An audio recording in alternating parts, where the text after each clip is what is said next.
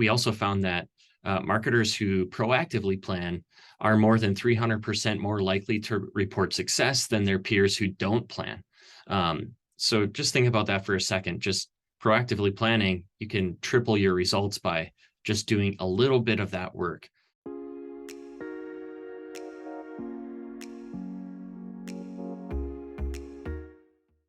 Before we jump into today's episode, I'd like to give a quick shout out to the sponsor for this episode, Ahrefs. Ahrefs provides you with an all-in-one SEO toolset that does everything from rank tracking to backlink analysis, keyword research, and technical audits. The best part, you can now use Ahrefs Webmaster Tools for free to identify and prioritize optimization opportunities for your website, see all the keywords that your web pages are ranking for, take a close look at the websites that link back to and refer you in their content, and analyze other websites to find out what drives their rankings. Visit ahrefs.com/AWT and sign up for free. And now, back to today's episode. Hello, everyone, and welcome to another episode of the SaaS SEO Show. I'm your host, George Cassiotis, and today I'm very happy to be joined by Nathan Ellering.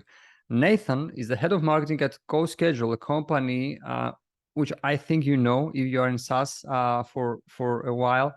With the help of an awesome team, he has helped CoSchedule attract more than 40 million marketers, convert 1 million email subscribers, and support 300,000 software users.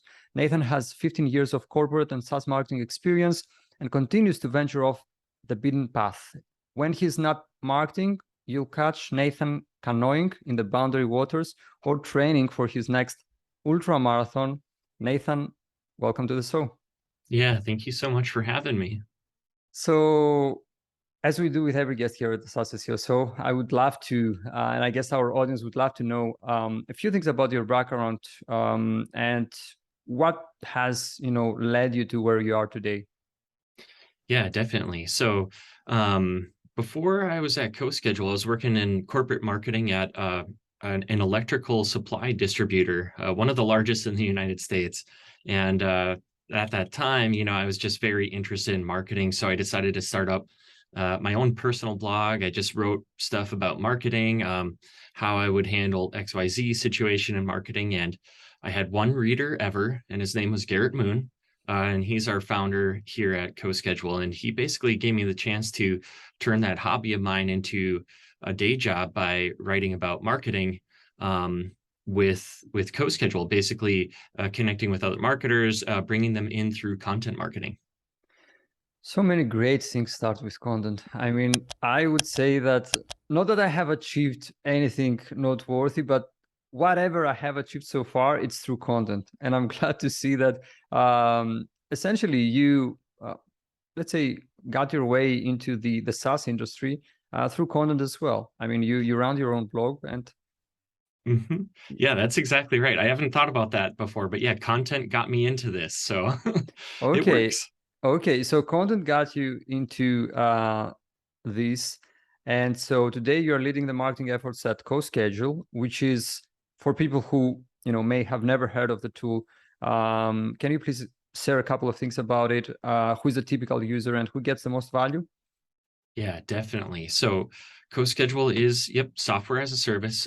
We have content calendar products, content optimization products, and a little bit, we dabble in marketing education products as well. So just a few different products there, like Marketing Calendar is one of those products. It's a content calendar for small, medium-sized businesses. It's good fit for small marketing teams. We have Marketing Suite, which is the big sister of Marketing Calendar. It's for small, medium-sized enterprises, for marketing managers, directors in those enterprises, basically looking to complete more work, deliver projects on time, prove their value to stakeholders are kind of our mantras around that. The suite is broken up into a few different product categories so that people can understand truly what problems we solve for them. So the suite is content calendaring, work management, content marketing management, and asset management. We also have Headline Studio, which is our newest software product, which is really fun. We're pretty well known for our headline analyzer, and we basically took that concept and tried to make it even better than what it ever was before. And the brainchild of that was Headline Studio, and that's the latest one. We have Actionable Marketing Institute, which is our academy of sorts, where we just create courses and basically content marketing, but really delivering that out there for the things that we know have worked for us, just a little bit higher level than the things that we would publish on our blog. I've been following CoSchedule for a few years now. I would say that it was one of the first companies and blogs that I was reading when I first got into marketing.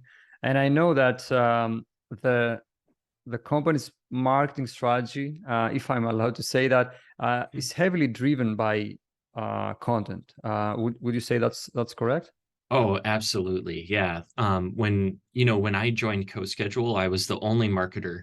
And the primary thing that we were doing at the time was let's just get our blog started with content marketing. And then obviously with content marketing and SEO, they kind of go hand in hand.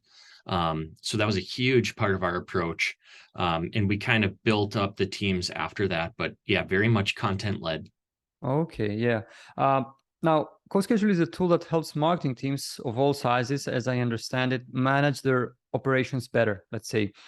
Based on your approximately 8-year experience with CoSchedule, where do you see most marketing campaigns fail? And what can marketing teams do to fix that?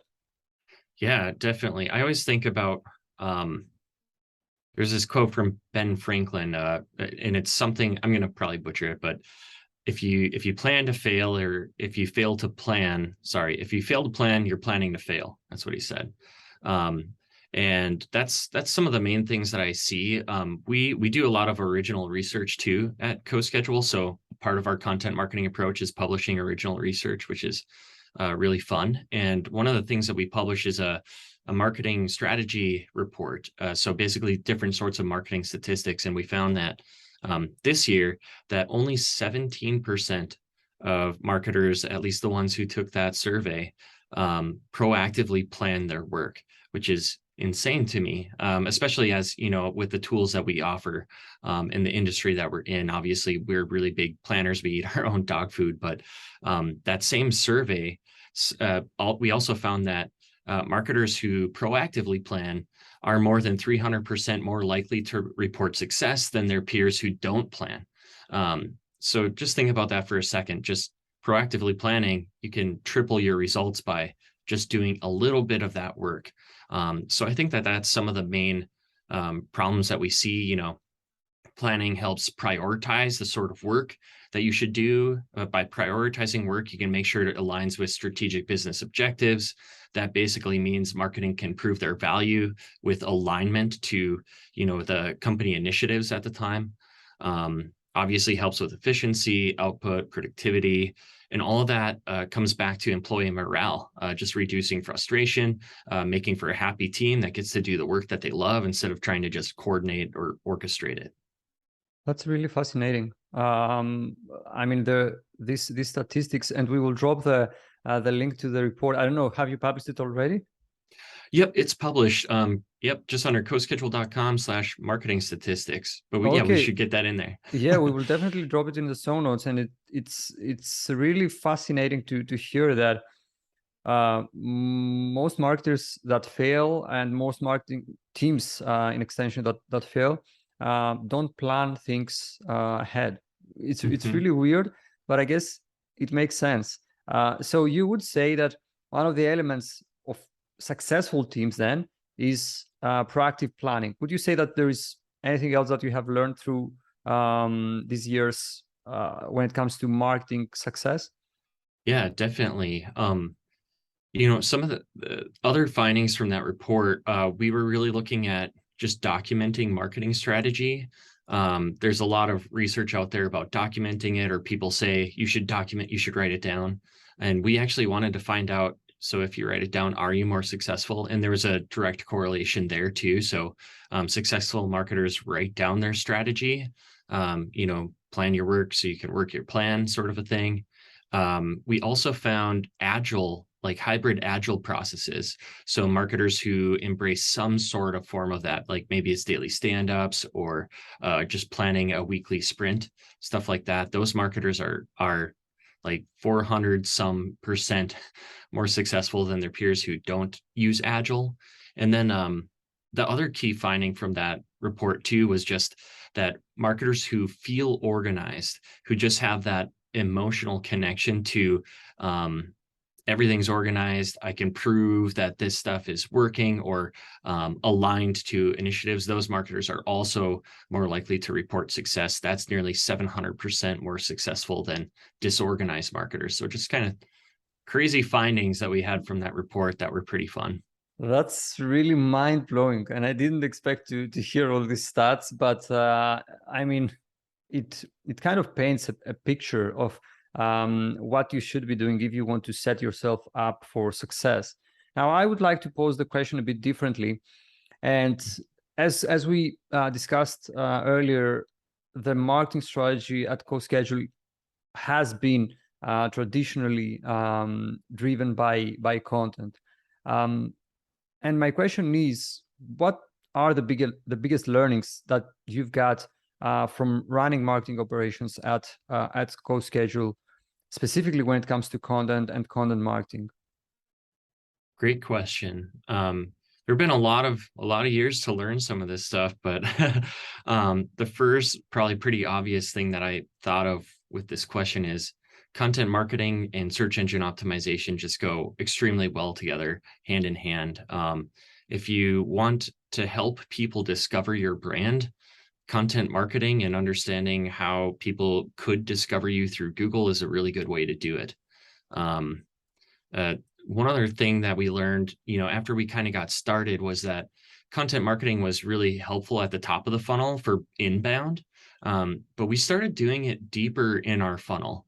And we called it customer marketing, where we were literally having customers write into us through customer service. And they would just ask, like, how do I do X with this software? Okay, I signed up as a free user. What do I do now? And that sounds kind of crazy to say it out loud, but we took those questions and dug a little bit deeper and started creating guides for them. So the obvious one was right away just getting started with XYZ software.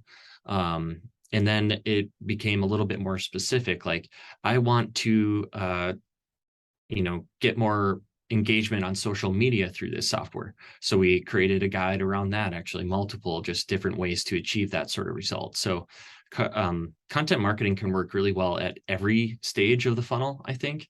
And we kind of prioritize at both ends, inbound and then some of that adoption retention. So that's worked really well for us.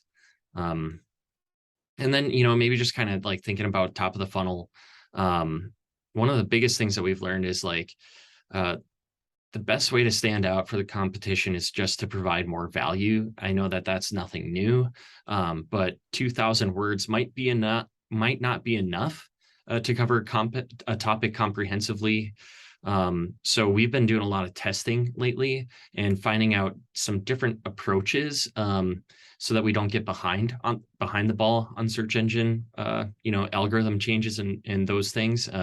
We did have some issues with that. So in 2022, we kind of took a step back and weren't afraid to say, hey, maybe we messed up and maybe we should try some new approaches. And so, one of the biggest lessons learned is just keep your eye on those announcements from Google and make sure you're paying attention and optimizing your site and content accordingly. Regarding your first point on like focusing on the customer and creating content based on the customer needs, pains, everything that the customer is experiencing as part of using your product. I think that this is a critical point, and we try to communicate it nowadays to all of our clients. I mean, everyone can go to an SEO software like Ahrefs, for example, and find keywords. That's great. And this can be important. Like it serves a certain purpose, I guess. You have an objective, but not everyone can do customer surveys, interviews, analyze their customer support tickets, or even analyze their customer reviews on review sites like G2 and Capterra for SaaS companies. I mean, companies can do these things, but I would say that they choose not to do them. I don't know, what are your thoughts on that? Oh, you said it so well. I think a lot of even this conversation so far, and probably where it will go, is the way to win is to do what others won't. And you're exactly right. Like we listen and we prioritize that work just because it's one thing to land that customer or free user, but it's another thing to help them actually adopt. And that's so important if you want to continue to win, is to retain those people. And so I think it's really, maybe sexy to try to find that keyword, try to rank for it, feel really good when you rank for it. But what about after that? What happens after that? Like for CoSchedule, for example, people were telling us, oh, your content was really good. It brought me in. Now I expect content to be a part of the experience with your product. That's basically what we read into that. And yeah, so we delivered. Like, we've got written stuff, we've got video format, audio format, however people want to learn. That's what we try to provide deeper in that funnel. But I think yeah, that we often forget. Sorry for interrupting. I think that we often forget the fact that we have to sell to our existing clients, customers, users every day. I mean, the fact that they converted in the first place and that they gave us their credit card details, or they paid an invoice or whatever based on the business model, doesn't mean that they will be there next month. So, and this is one thing that I try to communicate to our team as well, because either we like it or not, our clients, customers, users, they have influences and they look for information online. For example, if there is an algorithm update, they will search for it and they will look for answers. As I see it, it's better if these answers are given proactively by you, rather than having them check a competitor website for answers. 100% with you on that. Yeah. If you provide it, you can control that narrative a little bit, help them use your product for a use case that is a good fit. You don't want them to try to, fit a square peg in a round hole, or maybe that's the other way around. But you want them to use it for the best use cases for your product. And by controlling that narrative a little bit, by providing that guidance, we help them be successful in a way that the tool is designed to help them be successful. Yeah, that's the way. That's the way. Diving a bit deeper into CoSchedule's content strategy, I'd like to discuss the topic libraries you have on your website. They're even included in the top level menu, meaning, as I understand it at least, that they are pretty important to you. Can you speak about approaching topics through topic clusters compared to having them as posts on your blog? Absolutely.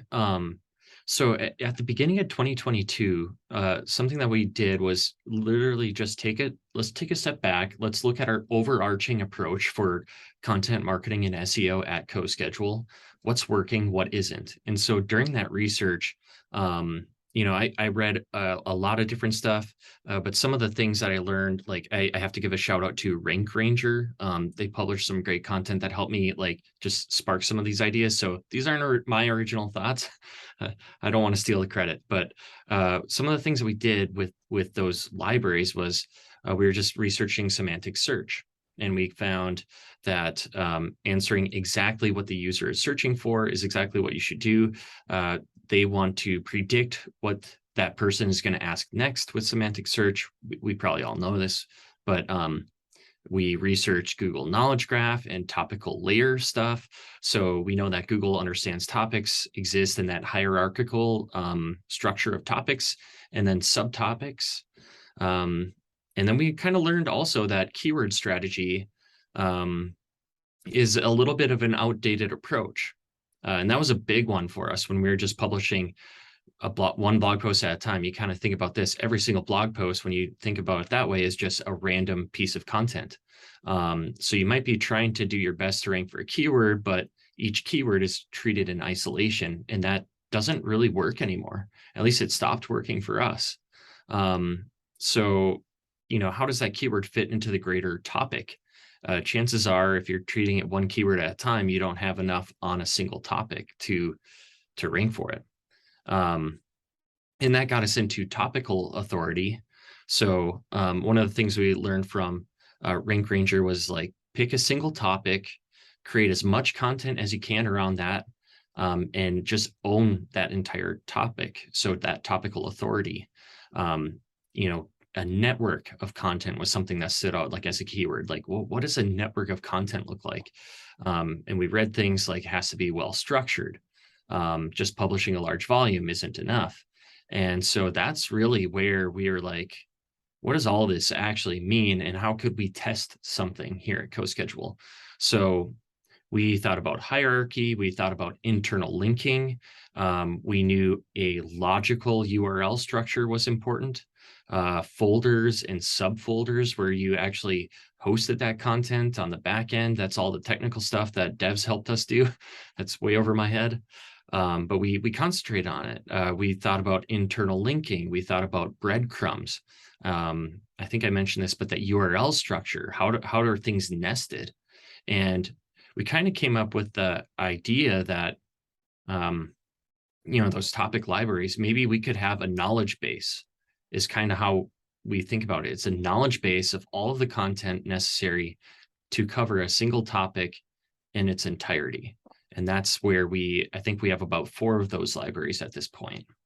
I think that's a great breakdown and also way to put it. I think that topical authority is a topic that has started emerging, let's say, in the last couple of years or so, and it's becoming big because, as I understand it, at least, it's kind of aligned with how Google thinks and perceives things and websites and web pages online. So it makes sense. Now, one of these topic clusters, the marketing strategy one, is quite old. But recently I noticed you updated several aspects of it. For example, visuals, the structure on the page.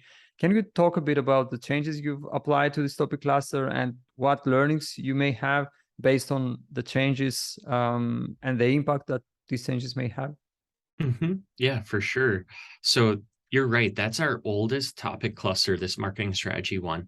And we published it around 2018, I think. And back then, a really big thing was creating guides. And guides, we thought about this thing as chapters, like a book. And I think it had, kind of ranged from 12 to 14 chapters. And in 2022, we took a fresh look at that, knowing what we learned about, topical authority. And we kind of asked ourselves literally like, hey, do people actually read content online in a linear chapter book format? Like, who does that? No one does that. That's the answer. And so when we were looking at that, we were like, let's just open up incognito in Chrome, search for marketing strategy and what's all coming up there. Let's look at knowledge graph. Let's look at, anything that it's showing for those people also ask. Let's look in that sidebar. Let's look at the, related searches, all of it. And one of the things that we found out was like, well, we just didn't have all of the information that we needed on the topic of marketing strategy for us to continue to rank for that term. And so that's why we went away from a guide. We restructured the sidebar of the whole thing. So every page had a nice interlinking structure just automatically built in. We added breadcrumbs into it, which didn't exist before. And then one of the main things that we did, in addition to just adding more pages onto that first level, we added nested pages even underneath those. So as an example, we added a page about marketing strategy examples, which never existed in the guide. And that's simply because in a chapter book format, why would examples be a part of that? We are always concentrated on how to, but Google wanted to reward that. So we added that page. And then when we were researching that, we found those little pills at the top of Google for like McDonald's marketing strategy, Airbnb marketing strategy, Amazon marketing strategy. And when you clicked on those, it just wanted to reward those. So we actually used knowledge graph to build out an entire level 1 and level 2 into that guide. And all of those pages, at least at the time, things fluctuate, but many of them still rank, and they ranked really well when we first started. So we took that same approach, and we're just applying it at scale now with other areas of even that hub. So marketing channels as a page there, for example, has nested pages underneath it with some of those FAQs about marketing channels. And those sub pages, while they ranked just fine on their own, they helped the main page rank higher. So marketing channels, we were ranking on page 2 or something like that. We published 3 pages underneath that. And then marketing channels itself rose up in rankings, which was kind of fascinating to see.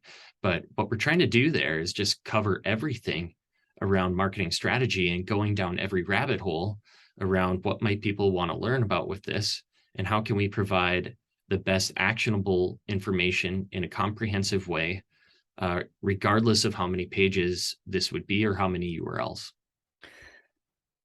Well, that's really fascinating. I really, really, really like it. I like your approach, how you broke down everything. I love it.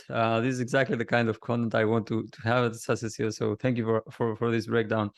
Now, another topic cluster that you have is the marketing ideas one, which is kind of newish, let's say. Can you please explain what this topic cluster is all about, and whether you have any learnings from it, like you shared with us for the marketing strategy one? Yeah, this was a fun one. So again, at the beginning of 2022, we were really just taking that step back, looking at everything with a fresh set of eyes. And I kind of picked on one of our blog posts that wasn't working anymore. And I was asking, why doesn't this work? And we had a blog post about marketing ideas. This thing was massive. We had H2s for all the different types of marketing ideas, right? Like, so we had an H2 for blog post ideas. We had an H2 for content marketing ideas, social media marketing ideas, email marketing ideas, and more. That piece, one of our standards of performance is that we want to be comprehensive. So that piece ended up being more than 10,000 words. That's 1/5 of a novel on a web page. And so we literally asked ourselves, like, well, okay, this isn't ranking. Let's just admit that, right? So something about the content can't be right. And we just put ourselves in the user experience, in the shoes of the user.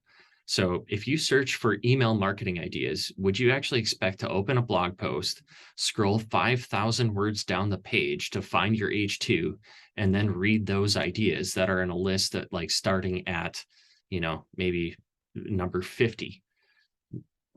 I mean, it's just not a good experience. And Google knows that. And so they were rewarding content. When you search for email marketing ideas, there are blog posts and pieces of content specifically about email marketing ideas, which makes perfect sense, right? They're giving the user exactly what they want. So that kind of ended up being just like an aha moment for us around topical authority again, to be like, why don't we just take this one blog post and break it into like 8 different pieces? But then how does the interlinking structure work? What do we want to do there? And so it ended up being a complete test. We're like, there's nothing to lose because this content doesn't rank. Therefore, people can't find it. So why not just try to do a hub concept with this? And what we thought we could do was publish the largest repository of marketing ideas on the entire internet. And that's exactly what we've done. Every single page within that is targeting a specific keyword around marketing ideas. And nearly all of them right now rank on page 1. So that's a huge win for us, is just having that dedicated area for a specific topic like that. And having subpages for each thing nested underneath it. So the pages there, just for the curious, like, we've got marketing activity ideas, so everything to do with email marketing ideas, social media marketing ideas, that sort of thing. But then we have like business ones. There are keywords around like real estate marketing ideas, small business marketing ideas. And then we got like holiday ones, 4th of July marketing ideas, stuff like that. So we're leaving no stone unturned. We will have something for everything that we could possibly think of. There'll be a single page there for it. And it's been working out for us pretty well thus far.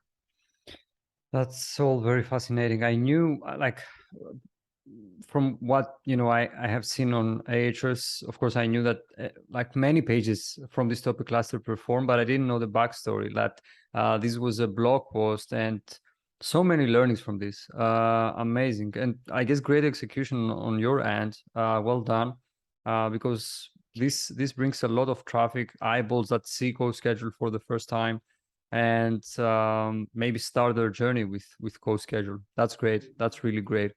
Another thing that I'd like to discuss, and this is something that always was a question of mine regarding your content and how you do content, which is the fact that you often go after a keyword, for example, website copywriting, which is a guest post that was written by myself through a template. And I'd like to know how this strategy helps you get more organic traffic and generate leads through the gated templates. Yeah, absolutely. That's a great piece, by the way. Thank you. So congrats. When we think about templates and keywords in terms of search intent, and so with a blog post like website copywriting template, if you're looking for that, we're kind of banking on, well, they're probably looking for a download of some kind if you're looking for a template, especially like a writing template. So we kind of just put ourselves again in the shoes of the user and ask ourselves like, okay, if you're looking for that, what do you want? So probably something editable. You're probably okay with downloading something if it's going to be editable. And so that's kind of what we bank on with those is like, if someone's searching for it, they're going to be willing to exchange an email address to receive that template. And so that's how we build our email list. It's worked extremely well. We were some of the first to use content upgrades that way. So that was kind of fun to be on the pioneering side of that. But we have an email list of active email addresses right now of like 1.2 million.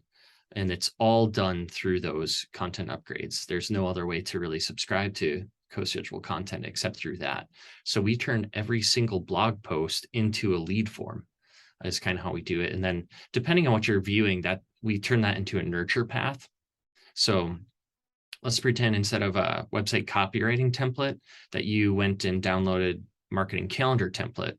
Well, like we talked about at the beginning of this conversation, there's a product that we have for marketing calendar stuff. So we'll put you on a specific drip journey to let you know, like, hey, we gave you that spreadsheet, but spreadsheets kind of suck.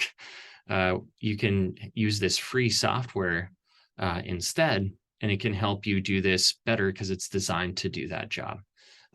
So that's how we kind of tailor those different experiences. So every single piece is a lead form, and depending on the topic of that piece or what it covers, there are different drip nurture paths to try to get people into the right product lines.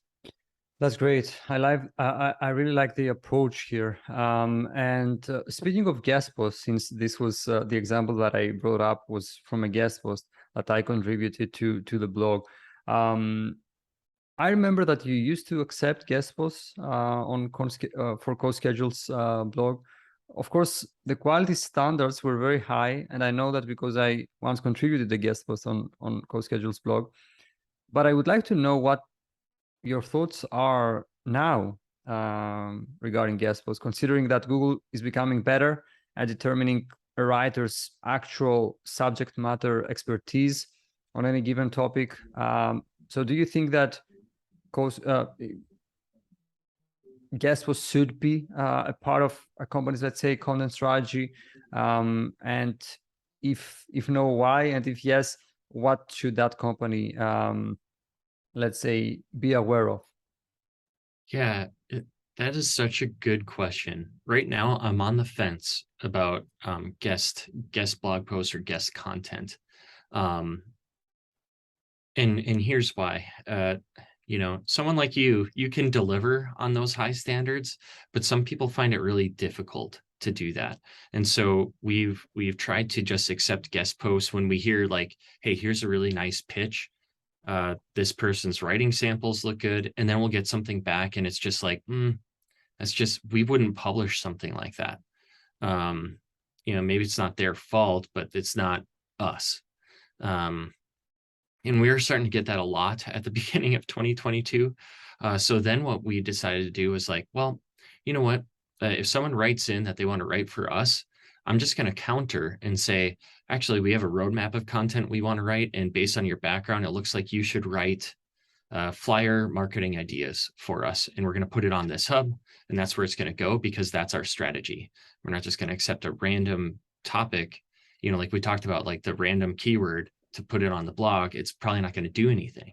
And we're actually seeing those results, that what we would do ourselves was ranking, and what we accepted from guests wasn't, for a little bit. So we're like, well, that approach isn't working, so let's change the approach. So anyway, when we write an outline for them, then we can get stuff that ranks. So I don't know what we're doing with our outlines, other than, maybe just trying to be the best piece on the internet on that topic. That's all you can be. Lend personal expertise into it. That stuff ranks. So that's why I'm on the fence, is like, we help a lot. We help a lot now because, both parties want to rank. Like, it's in the best interest of both of us. If you're going to write a guest post, like, hey, we want it to rank, but we know how to do it. And we know what works for us, or what has worked for us.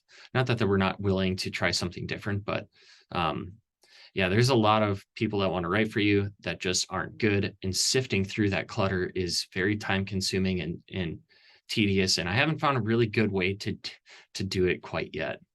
I don't know. What's your experience with that?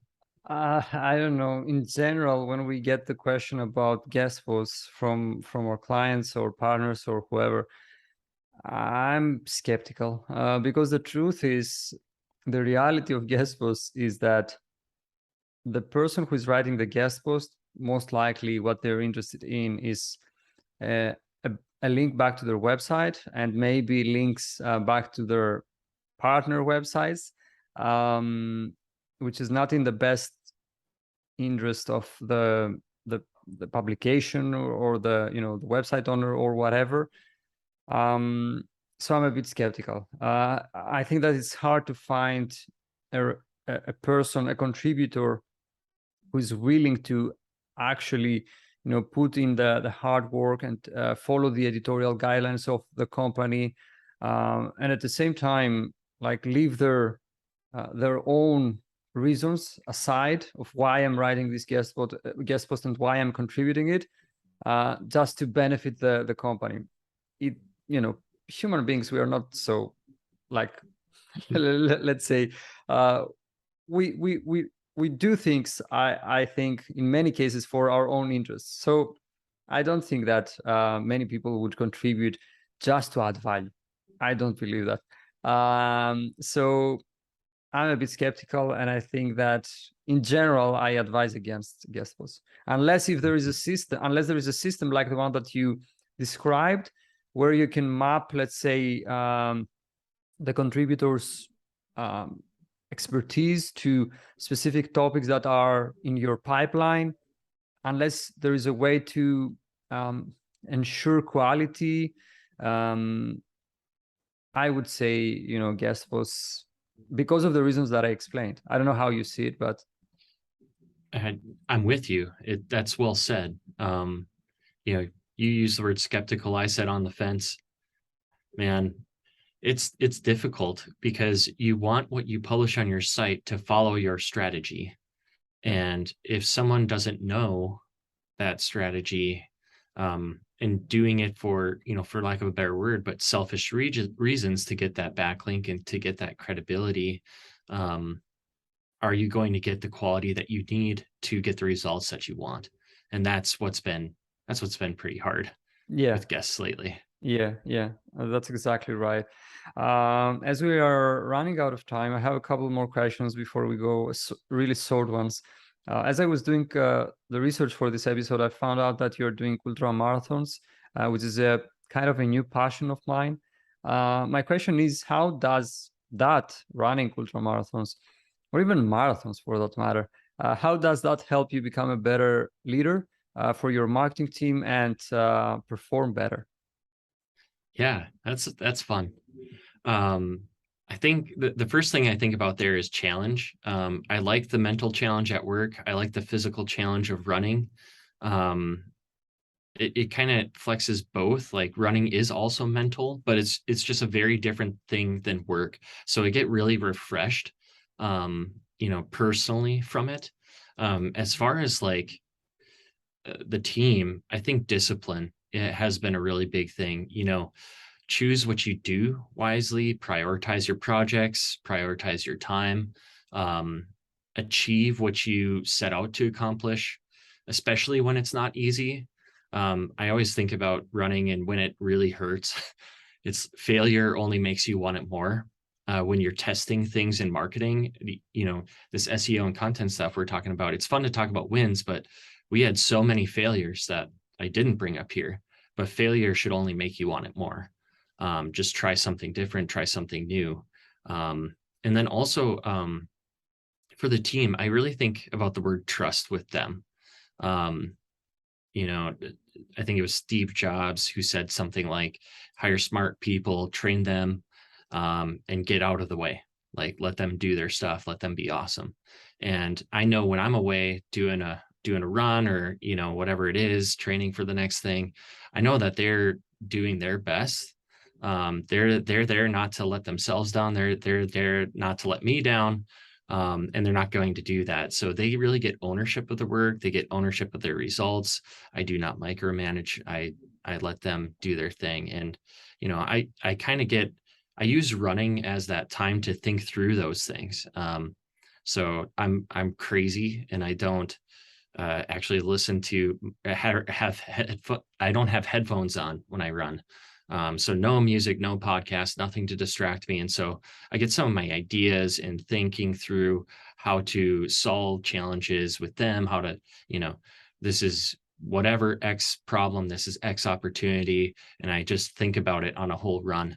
And a lot of times good ideas come out of that. Actually, a lot of these topic hubs we were talking about, that came out of running. So that's fun stuff. But yeah, I think really those would be the things that kind of come to mind. It's a crazy passion, but I know you're about to run your first marathon, so I'm very excited for you. I hope that it goes really well. Yeah, I hope it goes well. It's going to be my first one. I'm excited about it, but a bit scared as well. I must admit. But it's my first one. Let's see how it goes. But thank you for sharing, everything about your experience with running. So my last question would be: is there anything that exciting that we can expect from you and the team at CoSchedule in the near future? Yeah, as far as SEO stuff, something that is working well, but I didn't really bring up today too much is original research. So we have that marketing strategy report. I guess I did bring that up, but we decided to publish some proprietary research around best times to post on social media too. When you can publish your own research, it's just backlink goldmine. And I think doing something like that is much better than other tactics that you could try to get a backlink, is to publish something that is backlink worthy. And so I think there's going to be some more original research from us coming up soon, because we like doing it. It's really helpful for understanding the market too, getting proof case points also for our product lines. So original research is something that's probably going to come. I don't even know what it would look like quite yet, but we're going to probably try to get ahead on what does marketing strategy for 2023 look like. So start preparing the questions and stuff like that. So that should come soonish, beginning of next year. One other thing too, from the marketing side, is like we like these knowledge bases. I think that they're really working for us. I think it's going to take over what blogging used to be for content marketing and SEO. I think there's a lot of data that's kind of showing that direction. So we're kind of heading that direction already. We've got a marketing hub, content marketing hub, marketing dictionary that we didn't talk through today. So we're really going to continue to add to those and just be the authority on what we want to be known for. And then from our products right now, as far as software goes, we're working a lot on usability, performance, stability, and success. That's kind of our mantra, is those 4 words. And we're just aiming to publish or create the best sort of experience inside the application, whether that's with training, customer marketing, like we were talking about, or I wish I didn't have to click 2 buttons to do X. I wish I could see X here. And so we're really listening to the way that users are asking for that feedback, or providing that feedback to us and responding to them. So that's really what we see for that. But yeah, that's what's coming from us. That's really exciting, and I really like the original research part, because I do see value in original content in general, regardless if it's a data study, storytelling, contrarian content, whatever. I see value in it as well, and we try to push towards that direction to our clients. And yeah. It's Anyway, good to know that it's like not just us that see that success. That's great. definitely not. The only problem with this piece of content is the fact that in most cases what happens is that we push towards that direction. Let's do more of that. Let's do more original content. But when the client comes back to us with the argument of, you know what, I just have to get these numbers by the end of the quarter. Let's do this type of content now, and then we can discuss about doing more interesting things together.